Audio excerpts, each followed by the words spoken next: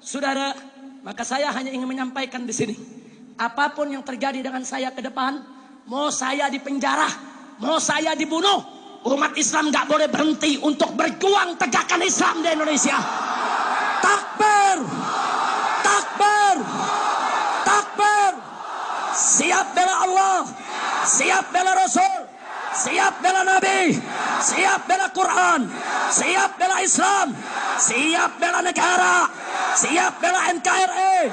Takbir, takbir. Dan catat baik-baik saudara, demi Allah, hari ini seorang Habib dibunuh karena bela Islam. Besok masih ada ribuan habaib yang lainnya yang akan bangkit melanjutkan perjuangan. Takbir.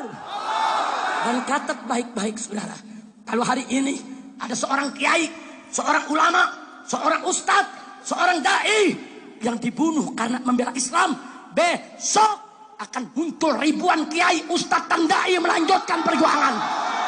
Takbir. Hari ini ada 1000 pemuda dibunuh untuk bela Islam.